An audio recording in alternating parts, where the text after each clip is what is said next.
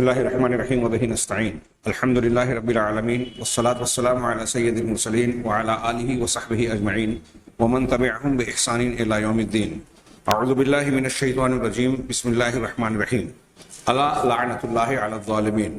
وقال تعالی لیس علی الذین آمنوا وعملوا الصالحات جناح فیما طعموا اذا ما اتقوا وآمنوا وعملوا الصالحات ثم اتقوا وآمنوا.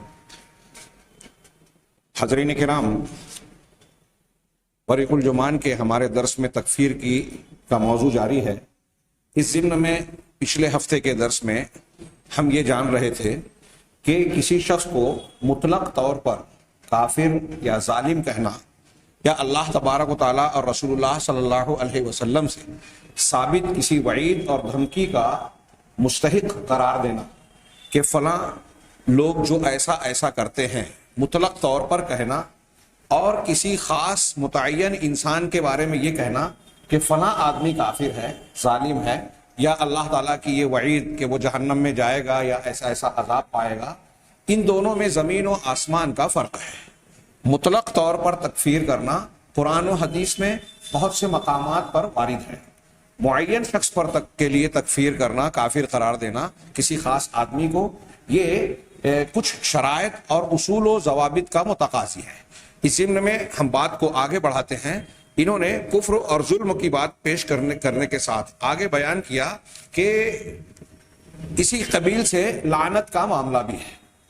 جیسے ہم نے پچھلے ہفتے بھی پڑھی اور ابھی بھی میں نے آغاز میں پڑھا، الا لعنت اللہ علی الظالمین. اللہ نے ارشاد فرمایا کہ ظالم لوگوں پر اللہ کی لعنت ہے. یہ عموم ہے، مطلق ہے، کسی خاص شخصیت اور خاص افراد کے لیے نہیں کہا گیا، عمومی سطح پر کہا گیا. تو لعنت بھیجنا بھی اسی قبیل سے ہے. چنانچہ بعینہ ہی کسی خاص انسان پر لعنت کرنا جائز نہیں ہے، یہاں تک کہ قرآن کی یا حدیث کی کسی نص سے، دلیل سے یہ بات واضح ہو جائے کہ وہ شخص بعینہ ہی ملعون ہے. اس شخصیت کا دلیل کے ساتھ ملعون ہونا جب تک ثابت نہ ہو، کسی خاص انسان کو ہم لعنت زدہ یا ملعون نہیں کہہ سکتے. یا وہ شخص جو کفر پر واضح طور پر کفر پر مر گیا، تو جو کافر کفر کو اختیار کرتے ہوئے یا شرک اکبر کو اختیار کر کے واضح طور پر اس دنیا سے چلا گیا، یا قرآن حدیث سے جس کی دلیل موجود ہے، اس کو ہم کہہ سکتے ہیں. چنانچہ علماء کا اس بات پر اتفاق ہے کہ معین شخص پر لعنت کرنا حرام ہے. لغت میں لعنت کا معنی ہوتا ہے لعنت کا معنی ہوتا ہے دور کرنا اور پھٹکارنا، بھگانا.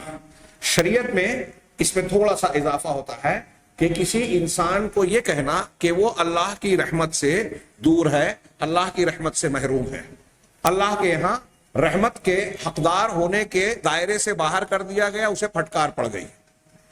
ہم کہتے ہیں فلاں شخص پر اللہ کی لعنت، اگر کہتے ہیں تو اس کا مطلب یہ کہ ہم یہ کہہ رہے ہیں کہ وہ اللہ کی رحمت سے دور ہو گیا، محروم ہو گیا. کہہ رہے ہیں فلا يجوز ان يبعد من رحمت اللہ من لا يعرف حالہ وخاتمۃ امرہ.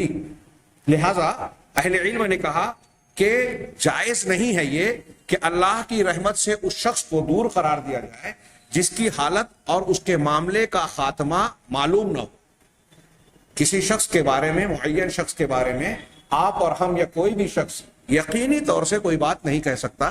آگے ہم اس کی تفصیل ابھی جانیں گے کہ بعض مرتبہ ایسا ہوتا ہے کہ ایک آدمی کوئی کلام کہہ رہا ہے لیکن اس کے کہنے کا مقصد کچھ اور ہوتا ہے، ہم سمجھتے کچھ اور ہیں. کبھی ایسا ہے کہ وہ کہتا ہے ایک بات، لیکن اس بات کی حقیقت سے ناواقف اور جاہل ہوتا ہے. ہر صورت میں الگ الگ حکم لگے گا. ہم فوراً، یا پھر ایسا بھی ہوتا ہے کہ ایک آدمی نے غلط کام کیا لیکن بعد میں اس سے توبہ کر لی، اسے جب بتایا گیا، معلوم ہوا کہ میں نے غلطی کی ہے، کفر کی یا لعنت کی بات کوئی انجام دی ہے، تو اس کو جیسے ہی اس بات کا علم اور احساس ہوا، اس نے توبہ کر لی. اب ہم اس پر لعنت بھیج رہے ہیں اس کے اس عمل کی وجہ سے جس سے اس نے توبہ کر لی ہے. تو کہا کسی شخص کو اگر اس کی حالت ہمیں اچھی صحیح طریقے سے معلوم نہیں ہے اور قطعی طور پر، معرفتاً قطعیہ کا لفظ استعمال کے، بالکل قطعی اور یقینی طور پر اس کے معاملے، اس کے خاتمے کا علم نہیں ہے، تو اس کے لیے لعنت ملامت کرنا جائز نہیں ہے. اسی لیے علماء نے کہا کہ لا يجوز لعن احد بعینہ مسلما کان او کافرا او دابۃ الا من علمنا بنص شرعی انہ مات علی الکفر او یموت علیہ، کہ کسی انسان کے لیے جائز نہیں ہے کہ کسی شخص کو بعینہ یعنی متعین شخص کو ملعون قرار دے، اس پر لعنت بھیجے، وہ مسلمان ہو یا کافر ہو، جانور ہو یا کوئی اور مخلوق ہو، معین چیز پر لعنت بھیجنا جائز نہیں ہے سوائے اس کے جس کے بارے میں ہم شرعی نص اور دلیل، واضح دلیل کے ساتھ یہ جان جائیں کہ وہ کفر پر مرا ہے یا کفر پر مرے گا۔ کفر پر مرے گا یہ کیسے پتہ چلتا ہے؟ اللہ تبارک و تعالیٰ نے بعض لوگوں کے بارے میں قرآن میں جو ان کی زندگی میں ان کی لعنت فرمائی، تبت یدا ابی لہب، ہاں ابلیس زندہ ہے یا زندہ تھا، جب بھی وہ اختلاف ہے، ابھی زندہ مان لیں، قیامت تک اللہ نے اس کو چھوٹ دی ہے تو وہ ایمان نہیں لائے گا۔ یہ اللہ تبارک و تعالیٰ کی جانب سے بالکل طے شدہ بات دلیلوں سے ثابت ہے کہ وہ جہنم کا ایندھن بننے والا ہے۔ ہاں ابو جہل زندہ تھا، اللہ تعالیٰ جانتا تھا، یہ ایمان اللہ تعالیٰ قرآن میں خبر دی کہ انذرتہم ام لم تنذروا سواء علیہم انذرتہم ام لم تنذروا لا یؤمنون، ان کے لیے یہ برابر ہے، آپ انہیں ڈرائیں، تنبیہ کریں، ہوشیار کریں یا نہ کریں، یہ ایمان لانے والے نہیں ہیں۔ تو اللہ تبارک و تعالیٰ نے ان لوگوں کے بارے میں خبر دے دی کہ یہ ایمان لانے والے نہیں ہیں، تو نص شرعی سے معلوم ہوا کہ یہ لوگ ایمان لانے والے نہیں ہیں، اور اب تو یہ گزر چکے، کفر پر ان کی موت ہو چکی۔ تو انہوں نے مثال دی جیسے ابو جہل اور ابلیس، ان کا معاملہ بالکل واضح نص شرعی سے موجود ہے کہ زندہ تھے تب بھی یہ بات تھی کہ یہ ایمان لانے والے نہیں ہیں۔ اب ایک طرف یہ معین شخص کے بارے میں کہا کہ کسی خاص آدمی کو نام لے کر یا تعین کر کے کافر لعنت بھیجنا جائز نہیں ہے، لیکن صفت کی بنیاد پر، کام کی بنیاد پر کسی پر لعنت بھیجنا، اما اللعن بالوصف فلیس بحرام، تو یہ حرام نہیں ہے۔ قرآن و حدیث میں اس کی بہت ساری دلیلیں ہیں، انہوں نے کچھ مثالیں دی، جیسے کلعن الواصلۃ والمستوصلہ، جیسے وہ عورت جو بال جوڑتی ہے یا بال جڑواتی ہے، جو اصلی قدرتی بال ہے اس میں بال کو دوسرے کے بال کو جوڑنا، تو ایک جوڑنے والی اور ایک جڑوانے والی۔ آج ہمارے یہاں جدید شکل میں وگ لگایا جاتا ہے، نقلی بال، تو بال کا جوڑنا اور جڑوانا اللہ کے نبی صلی اللہ علیہ وسلم کی صاف حدیث موجود ہے جو کہ بخاری اور مسلم میں ہے، حضرت ابن عمر رضی اللہ تعالیٰ عنہ سے اور بعض دوسرے صحابہ، کہ اللہ کی لعنت ہے بال کو جوڑنے والی اور جڑوانے والی پر۔ اسی طریقے سے والواشمۃ والمستوشمہ، گودنے والی اور گودوانے والی، جسم اور بدن پر گودنا لگایا جاتا ہے، نشانات اور ڈیزائن، اور آج کل فیشن چلا ہوا ہے، ہمارے کچھ مسلمان نوجوان بھی جو ماڈرن سوسائٹی کے اندر رہتے ہیں یا اس سے متاثر ہیں، وہ اس کام کو اختیار کرتے ہیں۔ یہ لعنتی کام ہے، اللہ کے نبی صلی اللہ علیہ وسلم نے ایسا کرنے والوں پر لعنت بھیجی ہے۔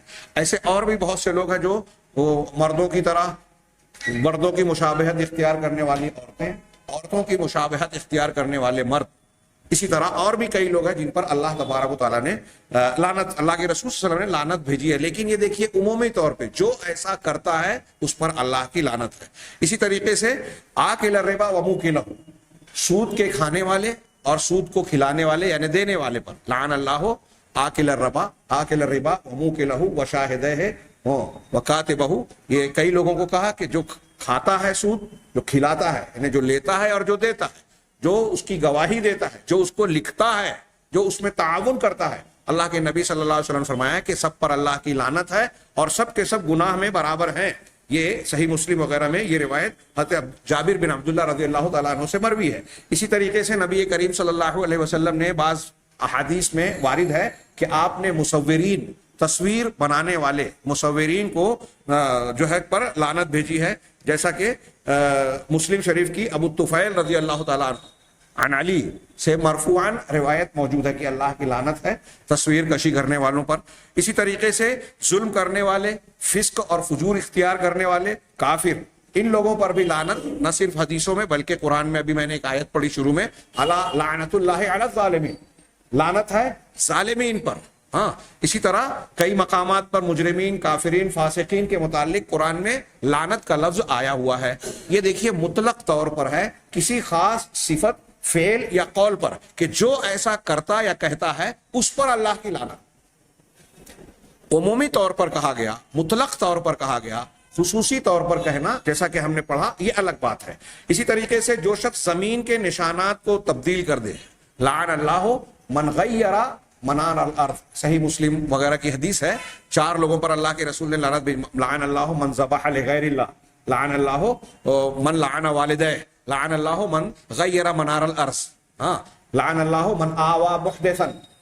یہ 4 چیزوں پر ایک ہی حدیث میں صحیح مسلم کی ہے کہ جو اللہ تبارک و تعالیٰ کے علاوہ کسی اور کے لیے ذبح اور قربانی کرتا ہے، ہمارے یہاں قبروں پر، مشاہد اور مزارات پر جو جانور کاٹے جاتے ہیں مردوں کے نام پر، بزرگوں کے نام پر، ان کا نام لیا جائے یا نہ لیا جائے، اگر مقصود وہ ہیں یا ان کے نام پر کیا جا رہا ہے تو اللہ کے رسول صلی اللہ علیہ وسلم نے کہا کہ ان پر اللہ کی لعنت، جو غیر اللہ کے لیے ذبح کرے، اور جو اپنے والدین پر لعنت بھیجے اس پر بھی لعنت۔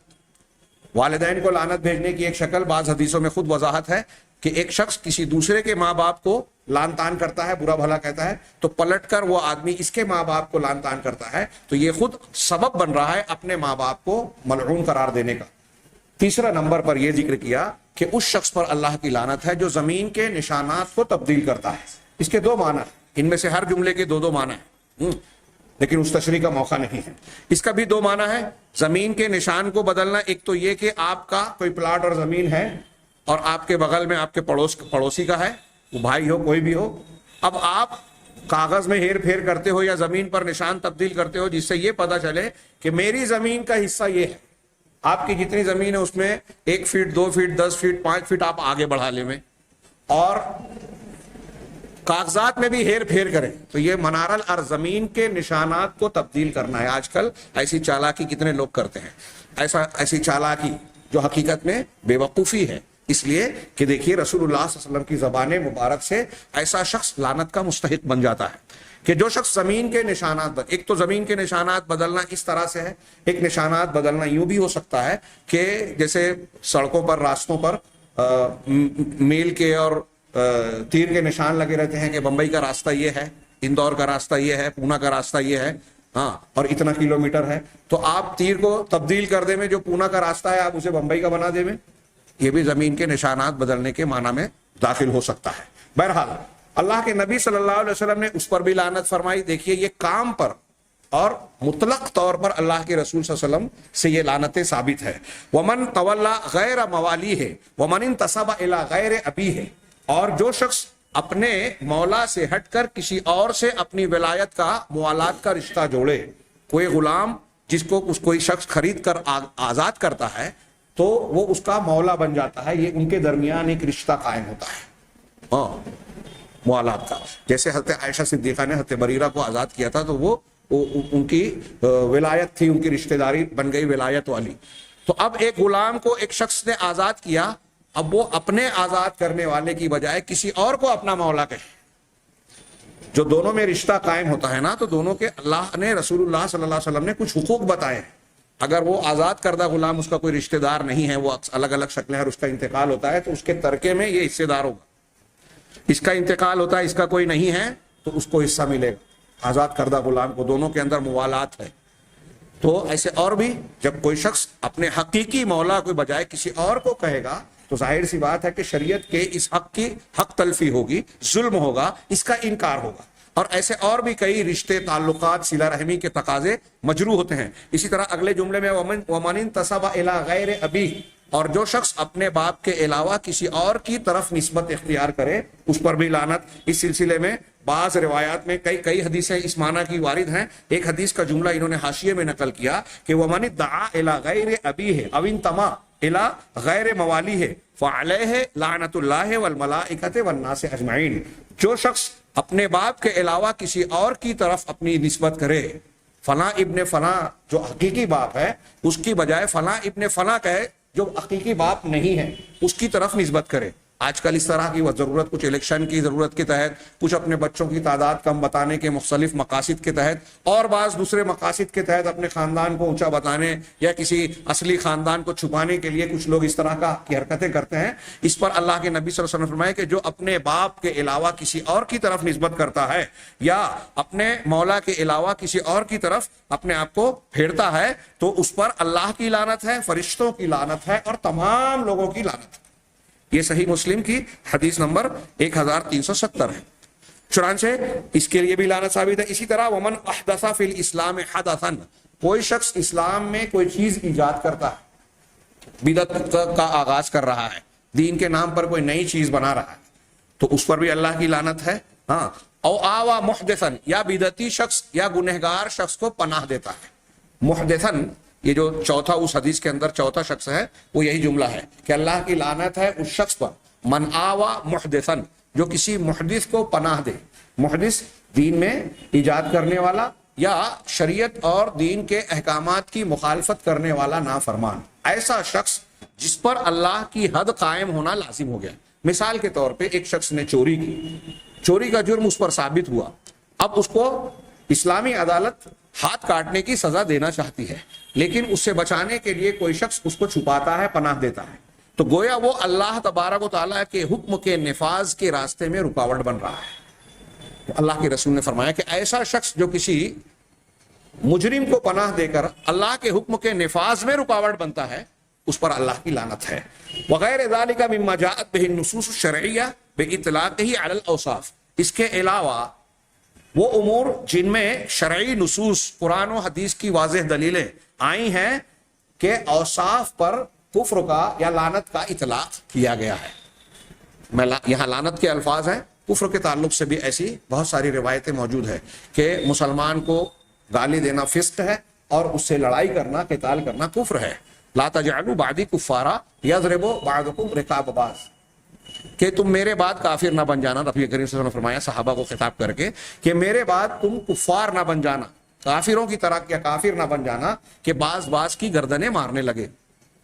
اب اگر ان کے اندر جھگڑا ہوا تو کیا ہم کہیں کہ وہ کافر ہو گئے؟ ہاں، یہاں کفار نہ بننے کی کئی تعویلات کی گئی ہیں، آگے وہ چیزیں آ رہی ہیں. تو ایک مطلق طور پر ایک بات کہنا کہ جو ایسا کرتا ہے وہ ملعون ہے، جو ایسا کرتا ہے وہ ظالم ہے، جو ایسا کرتا ہے وہ کافر ہے، اور معین طور پر کہنا، دونوں میں فرق ہے. ابھی ہم نے جانا کہ علماء کہتے ہیں کہ معین شخص کو جب تک کہ اس کی حالت شرعی بنیاد پر دلیل پر معلوم نہ ہو جائے، اس کے خاتمے کا قطعی علم نہ ہو جائے کہ کس حالت میں ہوا ہے، اس وقت تک ہم اس کے بارے میں کوئی اس طرح کا حکم نہیں لگا سکتے کفر کا، لعنت کا. اور مطلق طور پر اوصاف یا اعمال کی بنیاد پر یہ کہنا کہ فلاں قسم کے لوگ یا فلاں عمل کرنے والے لوگوں پر اللہ کی لعنت ہے، یہ الگ ہے، یہ جائز ہے. لا علی الاعیان، تو مطلق طور پر اوصاف پر کہنا یہ جائز ہے. اعیان یعنی شخصیتوں کو متعین کر کے ان کے بارے میں کہنا کہ وہ لعنتی ہے یا ملعون ہے، یہ ناجائز ہے. واللہ اعلم. کہہ رہے ہیں آگے، یہ انہوں نے جو قول نقل کیا یہ صحیح مسلم میں امام نووی کی جو شرح ہے صحیح مسلم کی، اس سے نقل کرتے ہوئے اس کا حوالہ بیان کیا. امام نووی نے یہ بات بیان کی ہے. ومن اہم آثار ھذا التفریق، اب یہ جو فرق کیا جاتا ہے، میں نے شروع سے کئی مرتبہ کہا کہ اس فرق کو اچھی طرح سمجھیں. تھوڑی علمی بحث بعض لوگوں کو ہو سکتا ہے ایسی لگتی ہو کہ ذرا دماغ کھپانا پڑ رہا ہے، لیکن بہت اہمیت کی حامل ہے. ہاں، اس سے اکتائیے نہیں، اس کی اہمیت کی بنیاد پر اس پر توجہ دیں کہ یہ جو ہم نے فرق بیان کیا کہ مطلق طور پر کسی کو کافر، ظالم، ملعون قرار دینا، یہ اور کسی معین شخص کو خاص کر کے بیان کرنا، ان دونوں میں فرق ہے. یہ کچھ شرائط، یہ عمومی طور پر جائز ہے مطلق طور پر کہنا، اور یہ شرائط کا متقاضی ہے کہ متعین شخص کو آپ بغیر شرائط کے اور موانع کے نفی کے آپ یہ حکم نہیں لگا سکتے. دونوں میں زمین و آسمان کا فرق ہے. یہ فرق نہیں سمجھتے جو لوگ، اس کو بیان کر رہے ہیں کہ اس تفریق کو نہ کرنے کے، اس تفریق کے انتہائی اہم آثار اور نتائج میں سے یہ بات ہے کہ ایک چیز اگر ہم یہ فرق جانتے ہیں تو یہ چیز ہماری سمجھ میں آئے گی کہ ایک چیز کبھی کبھی کفر ہوتی ہے، کفر کی ہوتی ہے، لیکن اس کا کرنے والا کافر نہیں ہوتا. جملہ پھر سے میں دہرا رہا ہوں کہ ان الشیء قد یکون کفرا، کہ ایک چیز کفر کی ہوتی ہے، ولکن صاحبہ لا یکفر، لیکن اس کا صاحب یعنی اس کا کرنے والا، اس کا ارتکاب کرنے والا کافر قرار نہیں دیا جاتا. یہ اس تفریق کا نتیجہ ہے. کیسے؟ وہی قاعدۃ، یہ ایسا قاعدہ ہے غفل عنہ البعض، جس سے بعض لوگ، بلکہ میں کہوں کہ اکثر لوگ غافل ہیں. بہت سارے لوگ اس سے غافل ہیں. فوقعوا فی مأزق خطیر، میں عبارت پڑھ کے ترجمہ کر رہا ہوں کہ چنانچہ اس فرق کو سے غافل ہونے کی وجہ سے وہ بڑی زبردست تنگی میں پڑ گئے، الجھن میں پڑ گئے، ایسی الجھن میں جس کی وجہ سے انہوں نے شریعت کے مقاصد اور مطالب کو ہیر پھیر ڈالا، مسلمانوں کو کافر، کافروں کو مسلمان، نیکی کے بجائے برائیوں کا اور اہل عناد کا ساتھ دیا اور اہل اسلام کے دشمن بن گئے۔ چنانچہ وہ بہت زبردست قسم کی تنگی میں پڑ گئے، حیث حکموا علی فاعل کل ما یعتبر کفرا بانہ کافر۔ کہہ رہے ہیں کہ کس طریقے سے وہ لوگ بہت زبردست تنگی اور الجھن میں پڑ گئے، اس طریقے سے کہ ہر وہ چیز جس کے کرنے کو شریعت نے کفر کہا ہے، ہاں، اس کے کرنے والے انسان کو انہوں نے کافر ہونے کا فتویٰ دے دیا کہ دیکھو قرآن حدیث میں یہ کہا گیا ہے کہ جو ایسا کرتا ہے وہ کفر کرتا ہے۔ تو اب ایک مسلمان نے بھی چاہے جس درجے کا آدمی ہو، اس کے بارے میں انہوں نے یہ دیکھا کہ اس غلطی کا انہوں نے ارتکاب کیا، اس پر کافر ہونے کا، واجب القتل ہونے کا حکم اور فیصلہ لگا دیا، فتویٰ دے دیا۔ اور حکم علی ما ہوا کفر صریح بانہ لیس کفرا، اس کے برخلاف کچھ لوگوں نے یہ بھی کیا کہ جو چیز کفر صریح ہے، کھلا ہوا کفر ہے، اس کو بھی انہوں نے کہا کہ یہ کفر نہیں ہے۔ دونوں چیزیں آج پائی جاتی ہیں، ایک طرف مسلمان کو ارتکاب کبیرہ کی بنیاد پر کافر قرار دینا جو قاعدے کے خلاف ہے، اور کچھ دوسری طرف ہم یہ بھی دیکھتے ہیں کہ جو لوگ کھلے کھلے طور پر عقیدہ توحید، ایمانیات کے مسلمہ اصولوں کو بار بار واضح اور بیان کرنے کے باوجود اس کی مخالفت کرتے ہیں، اس کے بارے میں حکم لگاتے ہیں کہ یہ کافر نہیں ہے یا یہ کفر نہیں ہے۔ جیسے روافظ، منکرین حدیث، قبر کی پوجا کرنے والے، ان کے جو اعمال ہیں، اوصاف ہیں، یہ صریح کفر ہے، شرک اکبر ہیں، غیر اللہ کو سجدہ کرنا، ان کے نام کی قربانی کرنا۔ ہاں، یہ شیعوں کا جو عقیدہ ہے کہ قرآن محفوظ نہیں ہے، صحابہ کرام کو کلی طور پر، خاص طور سے خلفائے راشدین کو گالیاں دینا، ان کو برا بھلا کہنا، ان کو کافر قرار دینا، ہاں، اور وہ اللہ تبارک و تعالیٰ کے بارے میں کیسی بدعقیدگیاں ہیں ان کی کہ بدا کا عقیدہ رکھتے ہیں کہ اللہ کو پہلے سے وہ بات معلوم نہیں تھی جو بعد میں معلوم ہوئی، تقدیر کے لکھے جانے کا وہ کھلا انکار کرتے ہیں، جبھی تو بدا مانتے ہیں کہ اللہ کو پہلے سے چیزیں معلوم نہیں ہیں۔ ہم یہ کہتے ہیں، تقدیر کے باب میں پڑھ چکے ہیں اور اس بات کی وضاحت بھی کی ہے میں نے کہ اللہ تبارک و تعالیٰ کے علم کامل کا یہ مظہر ہے تقدیر پر ایمان رکھنا کہ وہ ساری چیزوں کو پہلے سے جانتا ہے، اس لیے لکھ رکھا ہے۔ اس کا شیعہ اور رافضی انکار کرتے ہیں۔ اب ہمارے ہاں کچھ لوگ کہتے ہیں کہ ان کے یہاں بھی ایمان کی چنگاری پائی جاتی ہے، یعنی مطلق طور پر، ہم متعین طور پر نہیں کہہ رہے، مطلق طور پر بھی جو ان کا عقیدہ ہے اس کے بارے میں یہ دفاع کرنے کی کوشش کرتے ہیں ہمارے ہاں، جو ان سے موالات اور دوستی بتانے کی کوشش کرتے ہیں، سیاسی بنیاد پر، اسلامی حکومت بنانے کے نام پر، اس جھوٹے دعوے کے نام پر کہ ایران میں اسلامی حکومت قائم ہے۔ اب ان کا ساتھ دیا جا رہا ہے اور ان کے کھلے ہوئے کفریہ اور شرکیہ عقیدے کا دفاع کیا جا رہا ہے۔ ایک طرف یہ ہے، اور وہی لوگ دوسری طرف اہل سنت والجماعت کے جو لوگ توحید پر قائم علماء ہیں، عوام چھوڑیے، علماء اور کبار لوگ، ان کے بارے میں کہتے ہیں کہ چونکہ یہ لوگ حکومت کی کاسہ لیسی کر رہے ہیں، خاندانی حکومت کی تائید کر رہے ہیں، لہذا یہ ایسے کیا ہے، غلام ہے لوگوں کے، وہ کیا ان کے ایک لفظ استعمال کرتے ہیں اور کچھ گندے الفاظ کے حیض و نفاس کے علماء ہیں، بس اسی کا فتویٰ دیتے ہیں، دین شریعت اور دنیا کی باتیں نہیں جانتے، نہیں سمجھتے۔ بڑے بڑے علماء کے بارے میں یہ کہا، ان کی کتابوں میں، تحریروں میں، کتابوں میں درج ہے یہ چیزیں، ان کو طنز کیا، ان کو کہا کہ کافر ہے، اور یہ بھی کہا کہ آپ خاموش ہو جائیے ورنہ ہم آپ کو اوپر بھی حملہ کر دیں گے اس لیے کہ آپ کافر ہیں۔ میں نے اسے بتایا کہ عمومی طور پر آپ دیکھیں کہ تکفیر کا معاملہ، سید قطب کی کتابیں، ان کی تفسیر دیکھیے، اگر کوئی شخص پڑھے گا اس کو غور سے تو اس کو لگے گا کہ دنیا میں آج جتنے مسلمان ہیں سوائے ان کے طبقے کے، ان کے گروہ کے، باقی سب کے سب کافر ہو گئے۔ میں ہوائی بات نہیں کر رہا، اور کوئی ایک عبارت نہیں ہے جس کا معنی مجھے غلط معلوم ہوا، علماء نے ان کی کتاب باقاعدہ کتابیں لکھی، اور متعدد، وہ کہتے ہیں کہ اگرچہ دنیا میں جو ہے منبر و محراب سے لا الہ الا اللہ محمد رسول اللہ کا اعلان کیا جا رہا ہے، گواہیاں دی جا رہی ہے، لیکن وہ کافر ہے، جاہلی معاشرہ ہے پورا کا پورا۔ تو اس فرق کو نہ جاننے کا یہ نتیجہ ہے کہ خارجیت اور مرجیت، خارجیت یہ کہ مسلمان کو ارتکاب کبیرہ گناہ کے ارتکاب کی وجہ سے کافر قرار بنا دیا، اور مرجیت یہ کہ کتنا بڑا بھی گناہ ہو کہا جائے کہ ایمان سلامت ہے تو کوئی بات نہیں. ایک آدمی نے کلمہ پڑھا ہے، اب کیسا بھی گناہ کر لے تو کوئی مسئلہ نہیں ہے، وہ کافر نہیں ہوگا، وہ اس کے ایمان اور اسلام پر کوئی فرق نہیں پڑے گا. اس فرق کو نہ جاننے کا یہ نتیجہ ہے. جو لوگ غافل ہیں وہ ہر وہ چیز جس کو قرآن و حدیث نے کفر کا نام دیا ہے، لفظ استعمال کیا ہے، اس کا اگر کہیں ثبوت ملا کسی مسلمان کے بارے میں تو فیصلہ کر دیا، فتویٰ دے دیا کہ یہ کافر ہے. یا پھر اس کے بالکل برخلاف کہ جو کفر صریح ہے اس کے بارے میں کہا کہ یہ کفر ہے ہی نہیں. کیوں؟ تاکہ اس کے کرنے والے کو، جو کفر کا ارتکاب کر رہا ہے، اس کے کرنے والے پر کفر کا حکم نہ لگایا جائے. اس سے بھاگنے کے لیے وہ کہتے ہیں کہ یہ کفر ہے ہی نہیں. دونوں باتیں ہیں.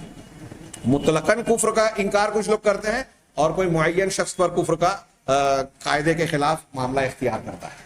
تو دونوں طرف گمراہیاں پائی جاتی ہیں.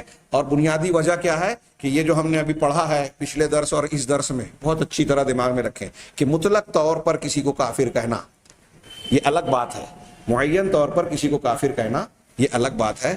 ہاں، مطلق طور پر کہنا جائز ہے، اور معین طور پر کہنے کے لیے کچھ شرائط، کچھ ضوابط ہیں جس کا ہونا یا اس کا موجود ہونا اس حکم لگانے کے لیے بہت بہت ضروری ہے. چنانچہ آگے کہتے ہیں یہ کہ وَهَذَا نَاشِئٌ مِّنْ اعْتِقَادٍ أَنَّ الْحُكْمَ عَلَى شَيْءٍ مَا أَنَّهُ بِأَنَّهُ كُفْرٌ يَسْتَلْزِمُ أَن يَكُونَ فَاعِلُهُ الْمُعَيَّنُ كُفْرًا. یہ غلطی کیوں پیدا ہوئی لوگوں کے درمیان، لوگوں کے اندر؟ یہ اس وجہ سے پیدا ہوئی، اس عقیدے کی بنیاد پر کہ کسی چیز کے بارے میں یہ جاننا یا یہ فیصلہ کرنا کہ یہ کفر ہے تو اس کا کرنے والا معین شخص بھی کافر ہو جائے گا. فلاں عمل، فلاں چیز کفر کہی گئی قرآن حدیث میں، تو اب یہ سمجھ لیا کہ جب قرآن نے یا حدیث نے اس کو کفر کہا ہے تو اب کوئی خاص آدمی اگر اس کا ارتکاب کر بیٹھے، زبان سے، عمل سے، جس سے بھی تعلق ہو اس چیز کا، اگر وہ کر بیٹھے تو وہ کافر ہو جائے گا. یہ غلط فہمی یا یہ عقیدہ اختیار کیا گیا. ہاں کہہ رہے ہیں. یا پھر اس کے برخلاف وکیل الامرین خطا، یہ دونوں معاملات غلطی ہیں، خطا ہیں. ہاں، والصواب، صحیح بات کیا ہے کہ اللہ یحکم علی کل من صدر عنہ المکفر بانہ کافر، کہ ہر وہ شخص جس سے کافر بنانے والی کوئی چیز صادر ہو جائے، سرزد ہو جائے، ہر شخص کو کافر نہ قرار دیا جائے، اس کا حکم نہ لگایا جائے. ہاں، جیسا کہ یہ بھی ضروری ہے کہ جس چیز پر شریعت نے، قرآن و حدیث نے جس وصف پر کفر کا حکم سنایا ہے کہ ایسا کرنا کفر کا استحقاق یا حقدار بناتا ہے، اس کے بارے میں اس کو بیان کرنے سے نہ رکا جائے کہ یہ عمل، یہ چیز کفر ہے. یعنی اگر ہمارا کوئی محبوب شخص وہ عمل اختیار کر رہا ہے تو ہم یہ کہہ دیں کہ ایسا کرنے سے کفر لازم آتا ہی نہیں ہے، یہ بھی غلط. کسی شخص نے کفر کا کوئی عمل کیا اور اس پر ہم کافر ہونے کا فتویٰ لگا دیں، یہ بھی غلط. یہ دونوں باتیں انہوں نے کہی. اب آگے بیان کر رہے ہیں ثانیاً، دوسرے نمبر پر، کہ شروط و تکفیر المعین، کہ معین شخص کو ہم ایسے کافر نہیں کہہ سکتے. فرق جاننے کے بعد اب کن شرطوں کی بنیاد پر یہ بیان کرنے جا رہے ہیں کہ کسی خاص یا متعین شخص کو کافر قرار دیا جا سکتا ہے. تو معین شخص کو کافر قرار دینے کی شرطیں صاحب کتاب شیخ نورستانی حفظہ اللہ فرماتے ہیں کہ پچھلے فقرے میں یہ بات بیان کی گئی کہ معین شخص کو کافر قرار دینے کے لیے ضروری ہے کہ کافر قرار دینے کی شرطیں موجود ہوں، اور کافر قرار دینے سے جو چیزیں رکاوٹ بنتے ہیں، انہیں موانع، وہ نہ موجود ہوں. کسی کو کافر کہنے کے لیے جو چیز رکاوٹ ہے وہ نہیں موجود ہو، اور جو شرط ہے وہ موجود ہو، تب ہم اس کو کافر کہہ سکتے ہیں. اب یہاں میں کچھ ان شرطوں کا ذکر کروں گا. ہاں، بینما سیاتی بیان و ذکر الموانع فی الفقرۃ الثالثہ، جبکہ موانع کا، رکاوٹ بننے والی چیزوں کا بیان اگلے فقرے میں، تیسرے فقرے میں آئے گا انشاءاللہ. الشرط الاول، پہلی شرط، کسی معین شخص کو کافر قرار دینے کے لیے پہلی شرط، اس میں عنوان قائم کیا انہوں نے کہ ان یظہر من قولہ او فعلہ ما يدل علی المعنى الکفر ویلتزمہ، کہ جو شخص کفر کی بات کسی شخص سے، کوئی اس کے قول سے یا فعل سے، آدمی کے قول سے یا اس کے فعل سے ایسی بات ظاہر ہو جو کفریہ معنی پر دلالت کرتی ہے. صرف اتنا ہی نہیں، ضروری کیا ہے، وَيَلْتَزِمَهُ، اور وہ اس کا التزام کرتا ہے. اب اس التزام کے معنی کو ہم دو تین مفہوم میں میں واضح کروں. مطلب اس پر قائم ہے اور ظاہراً باطناً اس کو مان رہا ہے. تو ظاہراً باطناً کہنے کا مطلب یہ کہ صرف ظاہر میں کہہ رہا ہے یہ نہیں، بلکہ باطن میں اس کو اختیار کیا ہوا ہے، اس کا عقیدہ اور نیت اس پر ہے کہ میں جو کہہ رہا ہوں اس پر میں قائم ہوں یا وہ مانتا ہوں. دو باتیں ہیں. اپنے قول اور فعل سے وہ کفر کا صدور کر رہا ہے اور ساتھ ہی ساتھ وہ اس کا التزام کر رہا ہے. اس کا مطلب یہ کہ اس کا مقصد اور نیت اسی کفر کو بیان کرنا یا اختیار کرنا ہے. آگے اس کی وضاحت ہوگی تو سمجھ میں آئے گا کہ لابد من اعتبار نیت فی المکفرات. سب سے پہلی بات کہ کافر قرار دینے والے جتنے بھی امور ہیں اس میں نیت کا اعتبار ضروری ہے. نیت کا اعتبار کہ جس شخص سے وہ کفر سرزد ہو رہا ہے اس کی نیت کیا ہے. وَكَذَلِكَ بِمُطَابَقَةِ الْقَصْدِ لِلْلَفْظِ. اسی طریقے سے جو الفاظ وہ استعمال کر رہا ہے ان الفاظ کی مطابقت اس کے مقصد سے ہونی چاہیے کہ میں جو الفاظ استعمال کر رہا ہوں وہ الفاظ جو آپ جو معنی اس کا سمجھ رہے ہیں وہی میں بھی سمجھ رہا ہوں، وہی میرا مقصد ہے. اگر ایسا ہے تب تو ہم حکم لگا سکتے ہیں. تو پہلی بات کہ نیت اور مقصد معلوم ہونا چاہیے. اس لیے کہ شیخ کہہ رہے ہیں لأن الاسلام اذا ثبت لأحد لا يجوز اخراجه منه بالظن والتهمة. اس لیے کہ اگر کسی کا مسلمان ہونا، کسی کا اسلام یعنی مسلمان ہونا، کسی کا اسلام ثابت ہے، دلیلوں سے ثابت ہے کہ یہ مسلمان ہے، تو اس کو اسلام سے باہر ماننا یا اخراج کرنا، نکالنا سن اور تہمت، گمان اور الزام کی بنیاد پر نہیں کیا جا سکتا. صرف ہم گمان کی بنیاد پر، اپنے خیال اور فہم کی بنیاد پر ایک آدمی کو کہیں کہ یہ اسلام سے خارج ہو گیا، ایسا نہیں ہو سکتا. جب اس کا مسلمان ہونا ثابت تھا، ثبوت تھا موجود، تو اسے زن و گمان کی بنیاد پر، کسی کی تہمت اور الزام کی بنیاد پر اسلام سے خارج نہیں مانا جائے گا. یا پھر اس کے کلام کو اور تحمیل کلام ہی فوق ما یحتمل، یا اس کا کلام جو معنی رکھتا ہے اس کے اندر جو احتمال ہے کہ اس نے یہ بات کہی ہے اور اس کے اس بات کا یہ معنی ہوتا ہے، تو جس معنی کا احتمال ہے اس معنی سے ہٹ کر، اس سے بڑھ کر کوئی اور معنی اس پر پہنا دینا کہ اس نے یہ جملہ کہا ہے تو اس کا مطلب یہ نہیں، یہ ہے.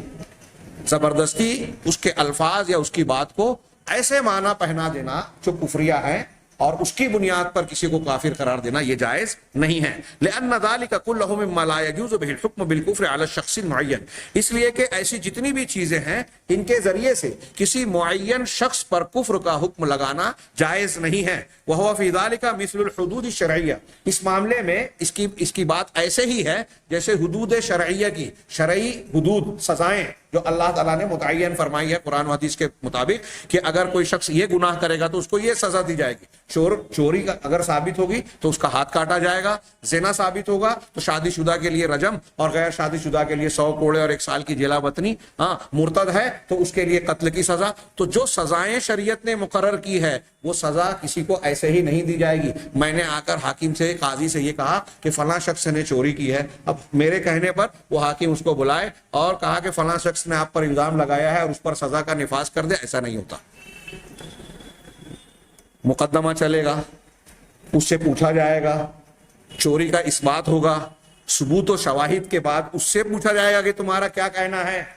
ساری عدالتی کارروائی کے بعد جب کوئی چیز ثابت ہوگی، گواہ ثبوت ملیں گے یا وہ شخص خود اعتراف کرے کہ ہاں میں نے چوری کی، تب اس پر سزا کا نفاذ ہوگا. وہ انکار کر رہا ہے، ثبوت و شواہد کافی نہیں ہے، شریعت کے نصاب کے مطابق وہ چیز ثابت نہیں ہو رہی ہے، تو کوئی کتنا بھی کسی پر الزام لگائے وہ جرم ثابت نہیں مانا جائے گا. شریعت کے حدود کا نفاذ ایک الگ چیز ہے. ہمارے ہاں یہ بھی ایک بڑا عجیب مسئلہ ہے. یعنی میں یہ نہیں کہتا کہ ان کو ہم متہم کریں، لوگوں کے سمجھنے کا فرق ہے. عام معاملات میں کسی کو بدنام کرنا، آج کل ہمارے یہاں لوگ یہ کہتے ہیں کہ اگر چور کی سزا ہاتھ کاٹنا ہے، زانی کی سزا یہ ہے، قاتل کی سزا یہ ہے، تو ہم کو وہ سزا ہے تو ہم کو بیان کرنا چاہیے. لوگوں میں بیان کرنا الگ چیز ہے اور سزا دینا الگ چیز ہے. سزا دینا قاضی کے ہاتھ میں ہے اور جرم کے ثابت ہونے کے بعد ہے. اور لوگوں میں آپ کسی کو بدنام کریں، کسی کے جرم جو چھپے ہوئے ہیں، صحیح ہے یا غلط ہے 2 نمبر پہ، اگر وہ صحیح بھی ہیں میں پوچھتا ہوں چلتے پھرتے مفتیوں سے یا کوئی اعلیٰ ڈگری یافتہ مفتی ہے، فرض کیجئے کہ آپ کو پتا ہے کہ ایک آدمی زنا کرتا ہے، ایک آدمی چوری کرتا ہے، ایک آدمی فلاں گناہ کرتا ہے، اس کے گھر کے اندر وہ یہ جرم کا ارتکاب کرتا ہے، فلاں جرم کا ارتکاب، اگر آپ کو پتا بھی ہے تو کیا شریعت کے کسی دلیل سے یہ جائز ہے کہ آپ لوگوں میں بیان کرتے پھرے؟ کوئی ایک مفتی بتائے، چلتا پھرتا ہی مفتی، لیکن جتنے لوگ، سارے لوگ کرتے ہیں، اور جب کرتے ہیں تو ان کے پاس ایسے بیانات ہوتے ہیں کہ اس جرم کے کرنے کے بعد اس جرم کے کرنے کا ان کے پاس جواز ہوتا ہے۔ میں غیبت نہیں کر رہا ہوں، اللہ تعالیٰ کے سامنے بولے کہ میں نے غیبت نہیں کی تو اللہ مان کے چھوڑ دے گا؟ آپ نے اپنے آپ کو کہہ دیا میں غیبت نہیں کر رہا ہوں، یہ میرا مقصد یہ نہیں ہے۔ شرعی مقصد کے تحت اگر کسی کے بارے میں بیان کیا جائے تو یہ جائز ہے، اس کے قواعد ہیں۔ جیسے آج محدثین نے بیان کیا کہ فلاں روایت میں فلاں راوی جھوٹا ہے، متہم بالکذب ہے، حفظ میں کوتاہ تھا، ایسا تھا ویسا تھا، وہ شریعت کا ایک اہم مقصد ہے، بڑا فائدہ ہے۔ یہاں اس کی شخصیت کو مجروح یا بدنام کرنا مقصود نہیں ہے، شریعت کی حفاظت کرنا مقصود ہے۔ صحیح حدیث اور ضعیف حدیث کو الگ کرنا مقصد ہے۔ اگر یہ بیان نہ کرتے تو دین محفوظ نہیں رہتا، لوگوں کو صحیح دین معلوم ہی نہیں ہوتا۔ جھوٹی حدیثیں اور غلط باتیں جو لوگوں کی ایجاد کردہ خود ساختہ شریعتیں اور احکامات ہیں، وہ لوگوں میں اسلام کے نام پر رائج ہو جاتے، جیسے پچھلی قوموں میں ہوا۔ تو یہ شرعی مقاصد الگ چیز ہے۔ اگر آپ کے پاس کوئی آدمی آتا ہے کہ مجھے رشتہ لگانا ہے فلاں آدمی سے، وہ کیسا ہے، تو اب یہاں ایک ضرورت ہے کہ وہ آدمی اپنی بیٹی دینا چاہتا ہے تو آپ سے پوچھ رہا ہے کہ اس کا اخلاق، کردار، دین کیسا ہے، اگر قابل اطمینان ہے تو میں اپنی بچی دوں۔ یہاں المستشار مؤتمن، جس سے مشورہ طلب کیا جائے وہ امین ہے، امانت دار ہے، اسے صحیح مشورہ دینا چاہیے۔ وہاں آپ کسی کا عیب ظاہر کرتے ہو تو آپ برائی نہیں بیان کر رہے، غیبت نہیں کر رہے ہیں، آپ خیر خواہی کر رہے ہیں، اس کے مشورے کا حق ادا کر رہے ہیں۔ یہ فرق لوگ سمجھتے نہیں ہیں اور سمجھنا چاہتے بھی نہیں ہیں، دونوں کو خلط ملط کرتے ہیں۔ تو یہ چھوٹے معاملے میں جیسا ہوتا ہے ویسا ہی لعنت اور کفر کا فتویٰ لگانے میں بھی لوگ غلطیاں کرتے ہیں۔ تو یہ کہہ رہے ہیں کہ حدود شرعی کے نفاذ کے سلسلے میں، شریعت کی سزاؤں کے نفاذ کے سلسلے میں کسی کے محض دعوے یا الزام کی بنیاد پر فیصلہ نہیں کیا جاتا۔ قاضی کو یہ حق نہیں ہے کہ کسی نے الزام لگایا اور بلا وجہ 2-4 لوگوں کو کھڑا کر دیا۔ آج کل تو ہمارے یہاں دیکھتے ہیں نا، کورٹ میں جھوٹی گواہی دینے کے لیے 100-200 روپیہ پیسہ لے کے جو گواہی دینے والے مل جاتے ہیں۔ اس کو کھیل کود اور ہلکی بات سمجھا ہے۔ انتہائی کبیرہ گناہوں میں بھی بڑے گناہوں میں سے ہے جانتے بوجھتے جھوٹی گواہیاں دینا۔ تو بہرحال جس طریقے سے شرعی حد کے نفاذ کے لیے یا تو آدمی کا خود پر اعتراف کرنا ضروری ہے یا پھر گواہوں کی گواہی اور ثبوت کا پختہ ہونا لازم ہے۔ اس سلسلے میں جو ہماری عدالتیں کہتی ہیں وہ اسلام نے بہت پہلے کہا ہے۔ بعض صحابہ اور کچھ مفہوم اللہ کے نبی صلی اللہ علیہ وسلم سے ثابت ہے کہ کئی مجرمین چھوٹ جائیں یہ چلے گا، لیکن ایک بے قصور بے گناہ کو سزا نہیں ہونی چاہیے۔ تو اگر اللہ کے نبی صلی اللہ علیہ وسلم کی یہ حدیث بھی وارد ہے، ادرؤ الحدود بالشبہات، کہ شبہات کے ذریعے سے سزاؤں کو ٹالو۔ یعنی اگر کسی کا جرم آپ کی عدالت میں آیا کورٹ میں تو گواہوں سے پوچھے گا تم نے کیسے دیکھا تھا، ایسے دیکھا تھا کیا، بیانات کو 2-3 مرتبہ اس سے لے، 2 گواہ ہیں تو 2 گواہوں کے بیانات کو الگ الگ ڈھنگ سے ٹٹولے، اگر ان کے اندر اختلاف اور تضاد ہو گیا تو گواہی رد ہو جائے گی۔ ایک نے کہا کہ میں نے چاند کو اس طرف دیکھا، ایک نے کہا چاند کو اس طرف دیکھا، دونوں میں ٹکراؤ ہے، دونوں کی گواہی ثابت ہو سکتی ہے۔ یہ میں چاند کی بات کہہ رہا ہوں۔ ایسے ہی جرم کے سلسلے میں اگر کوئی بات کہہ رہے ہیں تو گواہوں کو کھودا کوریدا جائے گا، مختلف انداز سے جانچا جائے گا۔ اگر شک شبے کی کوئی گنجائش نکلی تو اللہ کے رسول نے کہا شبہات پیدا ہو جائے تو حدود کو ٹال دو، نہیں سزا ہوگی، کیونکہ جرم ثابت نہیں ہے شبہات کی بنیاد پر، اگرچہ اس نے گناہ کیا ہے۔ اگر ایک آدمی نے دیکھا ہے کسی مرد اور عورت کو جرم کرتے ہوئے، زنا کرتے ہوئے، 1 ہے 2 ہے 3 ہے، دیکھا ہے، آنکھوں سے دیکھا ہے، پھر بھی قضا عدالت میں جا کے مقدمہ درج کرنے کی حیثیت نہیں ہے، کیونکہ 4 گواہ چاہیے، اور تینوں اگر جا کے گواہی دیتے ہیں تو قرآن نے کہا کہ یہ جھوٹے ہیں۔ علامہ ابن تیمیہ نے کہا کہ اگر نصاب شہادت سے کم کوئی لوگ ہیں تو اگرچہ انہوں نے دیکھا ہے، اللہ تعالیٰ نے کہا کہ یہ جھوٹے ہیں۔ سمجھیں، شریعت کو سمجھیں۔ ہمارے یہاں لوگ، میں جو کہتا ہوں نا، لوگ چلتے پھرتے لوگ آدھی ادھوری بات جان کے فتوے کی زبان میں گفتگو کرتے ہیں، اپنے آپ کو علماء مفتیان کے درجے میں رکھتے ہیں، بہت بڑی بھول کرتے ہیں۔ کہ شریعت اللہ تبارک و تعالیٰ کے احکامات کوئی کھیل نہیں ہے، بڑی نازک بات ہے۔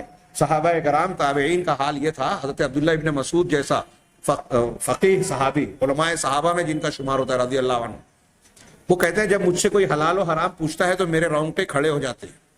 ہمارے یہاں آدمی بے تحاشا بولتا ہے اور سمجھتا ہے کہ یہ بڑے فخر کی اور اچھی بات ہے۔ آپ دیکھیں گے اہل علم اور حقیقی مفتی غور و فکر کر کے سوچ سمجھ کے جواب دیں گے، اور چلتا پھرتا آدمی دھاڑ سے جواب دے گا، وہ چاہے اس کا جواب غلط ہو۔ تو عبداللہ ابن مسعود، اور بھی مثالیں ہیں کہ صحابہ تابعین کہتے تھے کہ مجھ سے سوال مت کرو، فلاں کے پاس جاؤ۔ امام شعبی بہت بڑے تابعی ہیں، قریب 200 صحابہ سے جن کی ملاقات ہے یا اس سے کچھ کم زیادہ۔ وہ کہتے ہیں کہ ہمارے زمانے کا حال یہ تھا کہ ایک آدمی سوال پوچھنے آتا تھا تو ایک عالم دوسرے کے پاس بھیجتا تھا کہ اس کے پاس جاؤ، مجھ سے زیادہ علم والا ہے، وہ تیسرے کے پاس، اور یہاں بولتے ہیں کہ میں اس سے زیادہ جانتا ہوں، مجھ سے پوچھو۔ ہمارے یہاں یہ ہے، تو وہ کہتے تھے کہ وہ زیادہ مجھ سے جانتا ہے، اس کے پاس جاؤ، پھر وہ تیسرے، گھوم پھر کے وہ پہلے کے پاس آ جاتا تھا۔ امام شعبی رحمہ اللہ فرماتے ہیں کہ یہ اس وجہ سے نہیں ہوتا تھا کہ وہ علم کو چھپانا چاہتے تھے، یہ اس وجہ سے ہوتا تھا کہ وہ اللہ کے دین کے سلسلے میں شرعی حکم بیان کرنے کے سلسلے میں اللہ سے ڈرتے تھے۔ وَلَا تَقْفُ مَا لَيْسَ لَكَ بِهِ علم، اس بات کا تم علم نہیں رکھتے اس کے پیچھے نہ جاؤ۔ إِنَّ السَّمْعَ وَالْبَصَرَ وَالْفُؤَادَ كُلُّ أُولَئِكَ كَانَ عَنْهُ مسؤولا، یقیناً سماعت سننا، کان، آنکھ اور دل، سوچنے سمجھنے کی صلاحیت، ان سب کے بارے میں تم سے سوال کیا جائے گا۔ ہاں، اسی لیے ابن منقدر رحمہ اللہ کہتے ہیں کہ جب کوئی کسی شریعت کا حکم کسی کو بتا رہا ہے کہ یہ حلال ہے، یہ حرام ہے، یہ جائز ہے، یہ ناجائز ہے، تو وہ اللہ کے اور بندے کے درمیان نمائندہ بن رہا ہے۔ آپ اور میں کوئی کہہ رہا ہے کہ یہ چیز حلال ہے تو اس کا مطلب ہم کس کو بیان کر رہے ہیں؟ شریعت الہی کو بیان کر رہے ہیں۔ شریعت الہی اللہ تعالیٰ کی شریعت، اب ہم یہ کہہ رہے ہیں کہ اللہ کی شریعت میں یہ حلال ہے، اس کا مطلب اللہ کی طرف سے نمائندگی کرتے ہوئے لوگوں کو بتا رہے ہیں۔ کوئی چھوٹی بات ہے؟ اگر ہم نے غلط بتایا تو اللہ کی غلط نمائندگی کر رہے ہیں، کوئی معمولی بات نہیں ہے۔ اسی لیے ہمارے ائمہ، ہم پڑھتے ہیں نا کہ امام حنیفہ کو قاضی بننے کی دعوت دی وقت کے خلیفہ نے، انہوں نے انکار کر دیا۔ کیوں انکار کیا؟ کیوں جواب دینے سے ایک دوسرے کی طرف پھیرتے تھے؟ یہ احتیاط تھا، اللہ کا ڈر اور خوف تھا۔ کیا ہمارے اندر ہے؟ یہ قواعد ہم جاننا چاہیے۔ تو بہرحال یہ کہہ رہے ہیں کہ قاضی اگر حدود شرعیہ کا جس طرح معاملہ ہے کہ اس کے نفاذ کے لیے یا تو پکا ثبوت ہونا چاہیے یا اس بندے کا جس نے گناہ کا ارتکاب کیا ہو وہ خود اعتراف کرے، تب یہ سزا نافذ ہوگی۔ اور اس تناظر میں ہم دیکھیں تو اسلامی حدود کا نفاذ کوئی آسان بات نہیں ہے۔ آپ کسی پر زنا کا الزام لگا کے جھوٹا ثابت کر دیں، ممکن ہی نہیں ہے۔ 4 گواہ، سب کا بیان ایک جیسا، اور پھر انہوں نے اس طرح سے عمل کو ہوتے ہوئے دیکھا ہو جس طرح کنویں میں ڈول اور سوئی کے ناکے میں، سوئی کے سوراخ میں دھاگا داخل ہوتا ہے، ایسے عمل کو ہوتا ہوا دیکھے تب گواہی دے جا کے۔ اگر آپ نے ایسے نہیں دیکھا، 4 گواہ نہیں ہے، تو آپ کو کوئی ضرورت نہیں ہے کہ جا کے کورٹ میں مقدمہ دائر کرے، کوئی ضرورت نہیں ہے کہ لوگوں میں بیان کریں۔ کیا لوگوں میں بیان کرنے سے اصلاح ہوگی، دین کی خدمت ہوگی، اللہ آپ کو اجر و ثواب سے نوازے گا؟ یہ لوگ سمجھتے کیوں نہیں ہیں؟ لوگوں کی عزتوں سے کھیلنا آج لوگوں کا مشغلہ بنا ہوا ہے، اس میں لذتیں ملتی ہے، پتہ نہیں کیا کیا۔ ہاں، ان کو ڈر ہی نہیں ہے کہ ہم کو مر کر اللہ تبارک و تعالیٰ کے سامنے جاننا ہے۔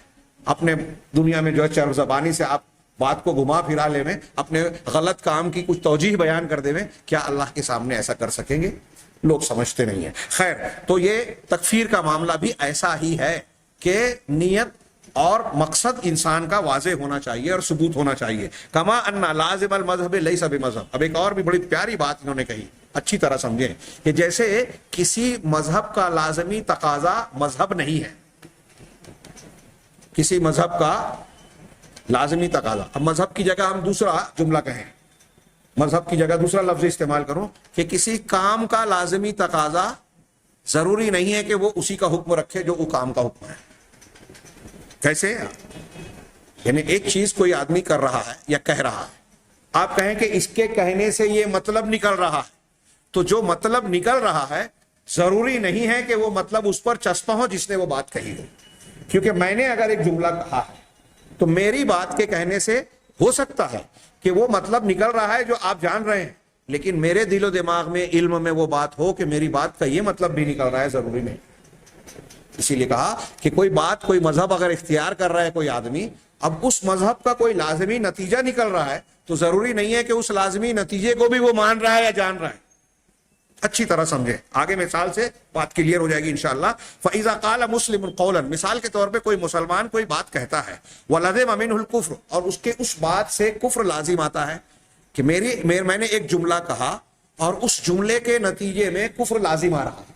ہاں, جیسے مثال کے طور پہ کوئی شخص یہ کہتا ہے کہ ان اللہ تعالی فوق السما,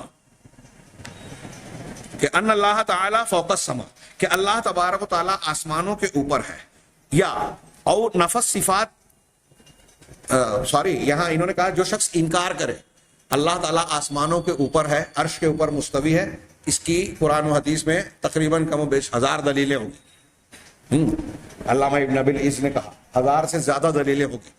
ہاں, قرآن کی دلیلیں, حدیث کی دلیلیں, عقل کی دلیلیں, فطرت کی دلیلیں, ہاں, اور بہت ساری, اور سارے علماء امت عہد اول کے لوگ متفق ہیں. اب کوئی شخص انکار کرے کہ میں اللہ تعالیٰ کو آسمان کے اوپر نہیں مانتا, یا کوئی کہتا ہے کہ اللہ آسمان کے اوپر نہیں ہے, یا او نفس صفات عن اللہ تعالی, یا اللہ تعالیٰ کی جو صفات قرآن و حدیث میں ہیں ان میں سے کسی کی نفی کرے, صفات کی نفی کرتا ہے. تو اب ایک شخص اگر یہ کہہ رہا ہے کہ اللہ تعالیٰ کی صفات نہیں ہے, دنیا میں کوئی بھی چیز ہو, اگر چیز موجود ہے, اگر کوئی چیز موجود ہے تو اس کی کچھ نہ کچھ صفت تو ہوگی نا, وہ اچھی ہوگی یا بری ہوگی, خوبصورت ہوگی یا بدصورت ہوگی, رنگ والی ہوگی یا بے رنگ ہوگی, ہاں, لمبی ہوگی یا ناٹی ہوگی, زندہ ہوگی یا مردہ ہوگی, ایسے کچھ نہ کچھ صفت تو اس کی ہوگی. اس کا موجود ہونا خود ایک صفت ہے. اب جہمیہ نے کہا اللہ تعالیٰ کی کوئی صفت نہیں ہے, تو اب کوئی شخص صفات کا انکار کر کے نہیں اللہ کی صفات نہیں ہے, تو اب اللہ کی صفات, میں نے جو کہا کہ ہر کوئی بھی چیز موجود ہے تو اس کی صفت ہوگی, اب جو کہہ رہا ہے کہ کوئی صفت ہی نہیں ہے اس کا مطلب وہ چیز ہے ہی نہیں. ایک چیز اگر موجود ہے تو کچھ نہ کچھ صفت ہوگی, لہذا جب آپ یہ مان رہے ہیں کہ اللہ ہے تو اللہ تبارک و تعالیٰ ہے تو اس کی صفات کا ہونا لازم ہے. اگر آپ کہہ رہے ہو کہ اللہ کی کوئی صفت نہیں ہے تو نتیجہ کیا نکلا, یہ اللہ اور اس کے رسول کی تکذیب ہے, جس میں اللہ اور رسول نے اللہ کی صفات بیان کی ہے. بلادم ذالک نفی وجود ہی, بلکہ اس بات کا لازمی تقاضا یہ ہوتا ہے کہ اللہ کے وجود کی ہی نفی کر دی گئی. جب کوئی بندہ یہ کہہ رہا ہے کہ اللہ تعالیٰ کی کوئی صفت ہے ہی نہیں تو اس کا مطلب نتیجے کے طور پر اس کا نتیجہ یہ نکل رہا ہے کہ اللہ ہے ہی نہیں, وہ یہ کہہ رہا ہے. تو ضروری نہیں ہے کہ وہ یہ مان رہا ہو جو ہم نتیجہ جان رہے ہیں. ایک آدمی کہہ رہا ہے کہ اللہ کی صفات نہیں ہے تو اس کا لازمی نتیجہ یہ نکل رہا ہے کہ وہ اللہ کے موجود ہونے کا ہی انکار کر رہا ہے. وہ کہہ رہے ہیں کہ اس کا لازمی تقاضا یہ ہے کہ اس کے وجود کا ہی انکار کر رہا ہے. لیکن وہذا کفر بین, اور کوئی شخص اللہ کے وجود کا, اللہ کے موجود ہونے کا ہی انکار کرے تو یہ کھلا ہوا کفر ہے, اس میں کوئی شک ہی نہیں, یہ کھلا ہوا کفر ہے. لیکن اگر کوئی شخص یہ کہہ رہا ہے کہ اللہ کی صفات نہیں ہے تو اس کو فوراً کافر نہیں قرار دیا جائے گا جب تک کہ اس کے لیے مسئلے کو واضح نہ کیا جائے اور وہ اس کو پکڑ کر نہ بیٹھا رہے. یعنی اس کو سمجھایا جائے کہ تم جو جملہ کہہ رہے ہو کہ اللہ کی صفات نہیں ہے اس کا مطلب کیا ہوتا ہے, کہ قرآن حدیث میں جو اللہ نے اور رسول اللہ صلی اللہ علیہ وسلم نے حدیثوں میں جو بیان کی ہے ان ساری چیزوں کا تم انکار کر رہے ہو, نمبر 1. اور نمبر 2, عقلی طور سے غور کرو کہ جس چیز کے بارے میں تم یہ کہتے ہو کہ اس کی کوئی صفت نہیں ہے تو آپ یہ کہہ رہے ہو کہ وہ چیز ہے ہی نہیں. اگر وہ ہوگی تو صفات تو ہوگی. اب تم یہ کہہ رہے ہو کہ اللہ کی صفات نہیں ہے, اس کا مطلب یہ کہہ رہے ہو کہ اللہ ہے ہی نہیں. تو اس کو یہ سمجھایا جائے گا پہلے. اب سمجھانے بجھانے اور دلیلیں دینے کے بعد بھی, اتمام حجت کے بعد بھی اگر وہ اس کو پکڑ کر رکھتا ہے, اس پر قائم رہتا ہے, رجوع نہیں کرتا, توبہ نہیں کرتا, اصلاح نہیں کرتا, تب اس پر حکم لگایا جا سکتا ہے. تو پہلی شرط یہی ہے کہ اس کو اس کا علم ہو, اس کا مقصد معلوم. اگر اسے کسی سے, ابھی بہت سارے ہمارے یہاں ایسے لوگ ہیں, اسی مسجد میں نے ایک مرتبہ اللہ کے اسماء و صفات پر خطبہ دیا تو عوام ایک علم والا شخص تھا, عالم آدمی. انہوں نے کہا کہ میں 3-4 حنفی مدرسوں میں نے پڑھا ہے, لیکن آپ نے آج کے جمعہ کے خطبے میں اللہ کی صفات کے بارے میں جو بحثیں بیان کی ہیں اور جو گمراہیوں کا ذکر کیا کہ بعض فرقے یہ مانتے ہیں, کہا یہ میں پہلی مرتبہ سن رہا ہوں, میں نے پڑھا بھی نہیں ہے. مجھے بڑی حیرت ہوئی.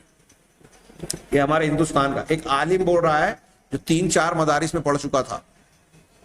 وہ کہہ رہا ہے کہ مجھے یہ باتیں معلوم ہی نہیں, میں جانتا ہی نہیں, اور یہ میں حنفی تھا اور حنفی مسلک یہ ہے, مجھے یہ پتہ نہیں اس معاملے میں.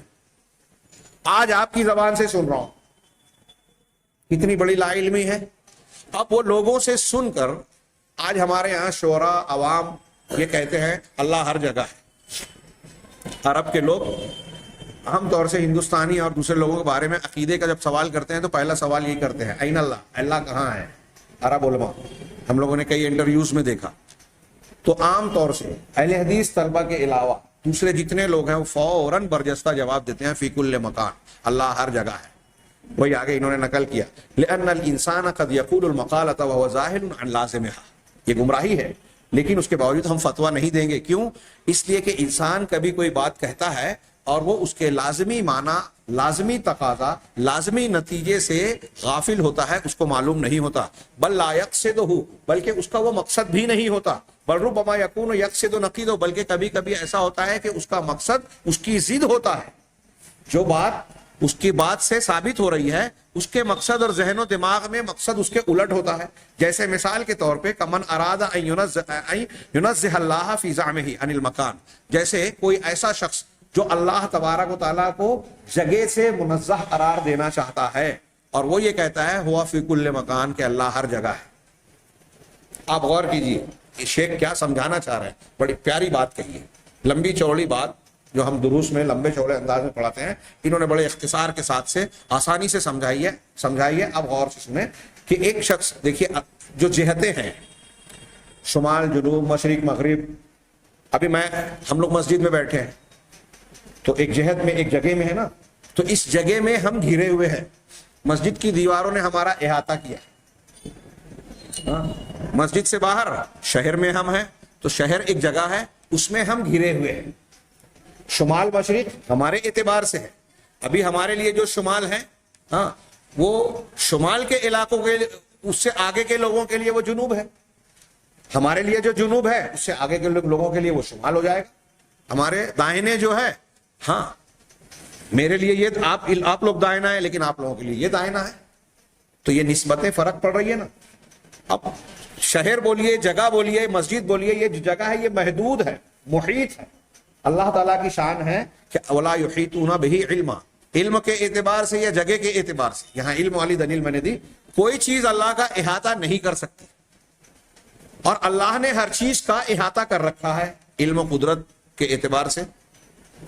اب اگر ہم یہ کہتے ہیں کہ اللہ فلاں جگہ میں ہے تو یہ عقلی طور سے لوگوں نے بحث کی ہے. عقیدے کے کتابوں میں آپ پڑھیں گے اس کو تفصیل سے, اور اس میں بڑی گہرائیوں میں فلسفہ منطق کے اس میں جاتے ہیں. میں ہلکے انداز میں سمجھانے کی کوشش کر رہا ہوں کہ اب کوئی کہتا ہے کہ اگر ہم یہ کہیں کہ اللہ فلاں جگہ ہے تو یہ لوگ معتزلہ, عقل پرست اور یہ فلاسفہ بناتے کا یہ سوال اٹھاتے ہیں کہ اگر آپ نے یہ بات کہی کہ اللہ فلاں جگہ ہے تو وہ جگہ تو مخلوق ہے, اور اس جگہ میں ہونے سے اللہ تبارک و تعالیٰ گھر گیا, اللہ کا احاطہ وہ جگہ نے کر لیا. جیسے ہم مسجد میں بیٹھے ہیں تو مسجد کی دیواروں نے ہم کو گھیر لیا, تو کیا اللہ تبارک و تعالیٰ جس جگہ ہے وہ جگہ بھی اللہ کو گھیرے ہوئے ہے؟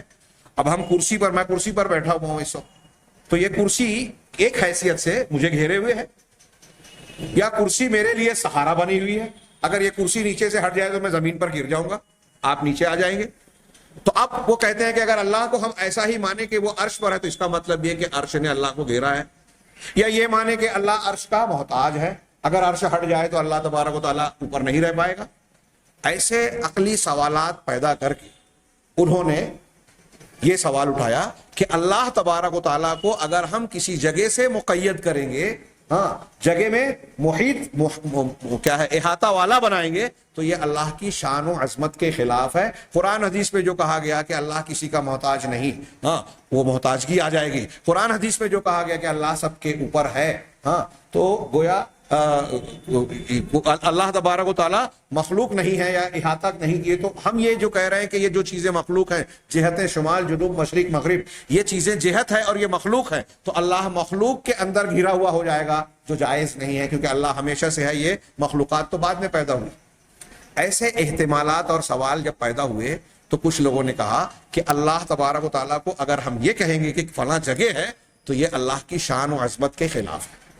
لہذا اللہ کو جگہ اور احاطے سے منزہ اور پاک بتانے کے لیے انہوں نے یہ کہا اللہ ہر جگہ ہے. یہ وہ کہنا چاہ رہے تھے.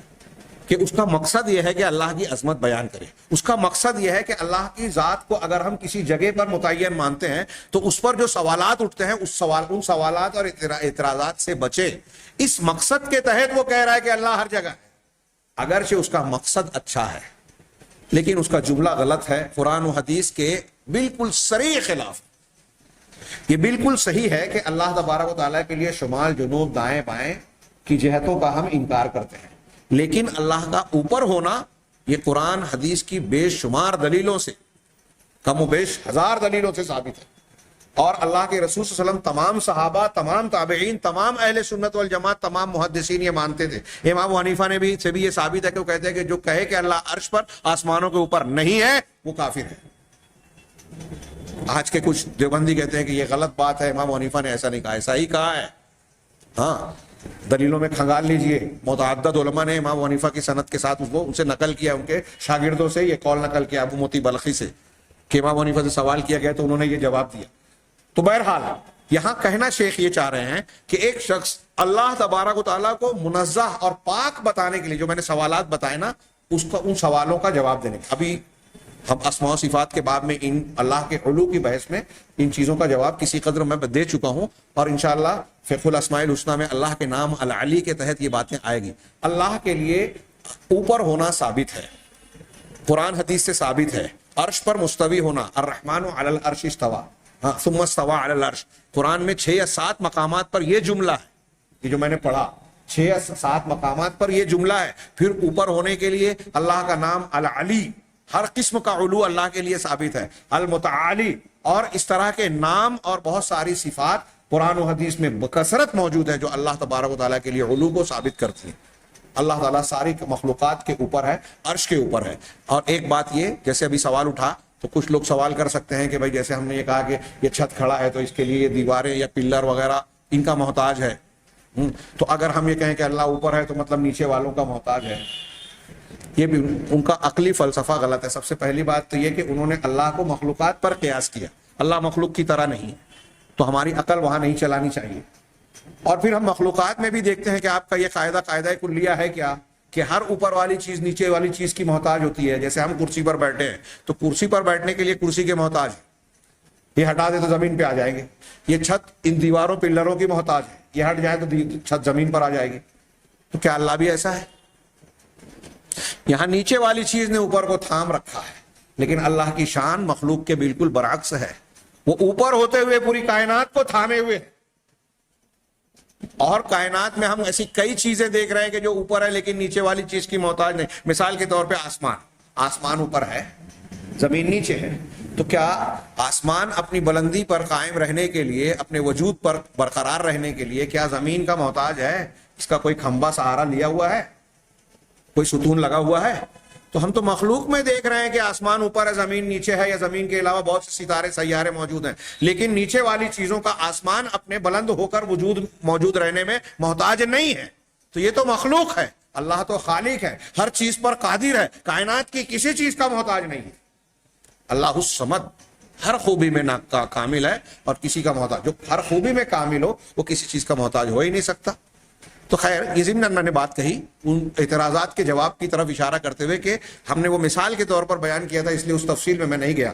ہاں، تو کہہ رہے ہیں کہ اگر کوئی شخص اللہ تبارک و تعالیٰ کو جگہ اور مکان سے منزہ قرار دینے کے لیے یہ کہتا ہے کہ اللہ ہر جگہ میں ہے، فَإِنَّ لَازِمَ ذَلِكَ أَنَّهُ لَا يُنَزِّهُهُ عَن مَكَانٍ طَيِّبٍ أَوْ خَبِيثٍ، تو اس کا لازمی معنی یہ ہوگا کہ وہ شخص اللہ تبارک و تعالیٰ کو جب وہ کہہ رہا ہے ہر جگہ ہے، تو اس کا لازمی معنی کیا ہوا کہ وہ پاکیزہ اور گندی ہر جگہ سے اللہ تبارک و تعالیٰ کو ہر جگہ موجود مان رہا ہے۔ پیشاب پاخانے کی جگہیں ہیں، کیا اللہ وہاں بھی ہے؟ نہیں ہے۔ تو کہہ رہے ہیں وَهَذَا كُفْرٌ، اگر کوئی ایسا مانتا ہے تو یہ کفر ہوگا، لیکن من قال هذه المقالہ فإنه لا يقصد ذلك، لیکن جو آدمی یہ جملہ کہہ رہا ہے کہ اللہ ہر جگہ ہے، ہو سکتا ہے کہ اس کا مقصد یہ نہ ہو۔ اگر آپ اس سے پوچھیں گے کہ کیا تم یہ کہنا چاہتے ہو کہ اللہ تبارک تعالیٰ پیشاب پاخانے کی جگہ پر بھی ہے، گندے مقامات پر بھی ہے، تو اگر وہ مسلمان ہے، اللہ کی عظمت و کبریائی کو مانتا ہے، تو وہ یا تو فوراً انکار کر دے گا یا کم سے کم سوچ میں پڑ جائے گا کہ میں نے جو جملہ کہا اس کا یہ معنی بھی نکل رہا ہے، یہ تو بہت غلط ہے، تو ہو سکتا ہے وہ اس کا انکار کرے۔ لیکن بعض لوگ اتنی خباثت والے ہیں ہمارے یہاں جو تصوف کے ماننے والے غالی متصوفین ہیں نا، ان کے یہاں یہ قول پایا جاتا ہے کہ ایک لاش کے پاس سے دو صوفی گزرے، تلمسانی یا کون تھے، انہوں نے پوچھا کہ آپ کیا ان کے بارے میں بھی کہتے ہو کہ یہ جو کتے کی لاش پڑی ہوئی ہے اور لاش سڑ گئی ہے، اس میں بھی جو ہے اللہ ہے؟ تو انہوں نے کہا اس میں بھی اللہ ہے۔ ہمارے یہاں آج وحدت الوجود، ہر جگہ اللہ ہے، اس کا لازمی تقاضا، اگر وہ انکار کر رہا ہے تو ٹھیک ہے، لیکن اگر کوئی اب اس کو پکڑے ہوئے ہے، میں نے اس سے پہلے ذکر کیا تھا، اور نام لینے میں یہاں کوئی حرج نہیں ہے، لوگوں کو بتانے کے لیے کہ کتنی جہالت ہے۔ دیوبند کے مفتی صاحب ناندیڑ آئے تھے، اس کی کلپ آئی تھی، ایک اہل حدیث، نئے اہل حدیث نے ان سے سوال کیا کہ ہمارے یہاں شہر کے مفتی صاحب سے میں نے سوال کیا کہ کیا اللہ ہر جگہ ہے؟ وہ کہتے ہیں ہاں۔ تو میں نے ان سے پوچھا کہ ہندو لوگ جن بتوں کی پرستش کرتے ہیں کیا اللہ اس میں بھی ہے؟ تو مفتی صاحب نے اسے بھی کہا کہ ہاں ان پہ بھی ہے۔ تو پھر میں نے کہا کہ جب وہ مورتی پوجا کر رہے تھے اس کا مطلب اللہ اس میں ہے، تو اللہ کی کر رہے ہیں، پھر غلط کیا ہے؟ وہی تو وہ کہنا چاہتے ہیں، اور وحدت الوجود کا عقیدہ ہندوؤں کا ہی ہے۔ یہ سوال جب چٹھی کی شکل میں پڑھا گیا تو مفتی صاحب بہت آگ بگولا ہو گئے، غیر مقلدین اور اہل حدیث کے خلاف بڑی بڑی بری باتیں گئی۔ کئی سال پہلے کا واقعہ ناندیڑ میں ہوا تھا، اس کی کلپ آئی تھی۔ پھر اس بچے کو کہا کہ جس نے یہ لکھا ہے وہ آئے اسٹیج پر، وہ گیا اسٹیج پر اور اسے خوب جھاڑا بولا، اور آخر میں یہ کہا کہ ہمارے مفتی صاحب نے جو بات کہی ہے وہ سچ ہے کہ ہر جگہ اللہ ہے، بتوں میں بھی اللہ ہے۔ نعوذ باللہ من ھذہ الکفر، من ھذا الکفر، ہم اس کفر سے اللہ کی پناہ مانگتے ہیں۔ اب وہ جو ہے انہوں نے جو بات کہی ہے، اللہ تعالیٰ انہیں توبہ کی اور اصلاح کی توفیق عطا فرمائے۔ ہم جانتے ہیں، سمجھتے ہیں کہ وہ جان بوجھ کر کفر کا ارتکاب نہیں کرنا ہے، لیکن یہ بات اگر کوئی شخص عقیدے کے طور پر مانے گا، مطلق طور پر کہہ رہا ہوں میں، معین طور پر نہیں، اگر کوئی عقیدے کے طور پر یہ بات مانے گا تو اس کے اندر کافر ہونے کی یہ شرط پائی جائے گی کہ وہ جانتے بوجھتے اسے اختیار کر رہا ہے۔ یہ پہلی شرط ہے۔ وقت زیادہ ہو گیا، میں دوسری شرط کا صرف تذکرہ کروں، اور یہ بڑی اہمیت کی حامل ہے، قیام الحجت و وضوحها، کہ جو شخص کفر کے عمل یا قول کا ارتکاب کر رہا ہے اس پر حجت کا قائم ہونا اور حجت کا واضح ہونا، حجت اور دلیل کا قائم ہونا اور واضح ہونا، مطلب جب وہ کر رہا ہے تو اس کو یہ بات معلوم ہونی چاہیے کہ یہ کفر کی ہے، اور وہ اس کے سامنے واضح ہونا چاہیے۔ اس کی تھوڑی سی تفصیلی گفتگو انہوں نے کی اور بعض بہت ہی پیاری دلیلیں دی ہیں، انشاءاللہ آئندہ درس میں ہم اسے پڑھیں گے۔ یہ دوسری شرط ہے، اس کا جاننا ہمارے لیے بہت اہمیت کا حامل ہوگا۔ اللہ تبارک و تعالی ہمیں دین و ایمان کو سمجھنے کی اور اس پر عمل پیرا ہونے کی توفیق عطا فرمائے، اور دنیا اور آخرت کے ہر خیر سے نوازے، ہر شر سے ہمیں محفوظ رکھے۔ وآخر دعوانا ان الحمد للہ رب العالمین، والسلام علی نبینا محمد۔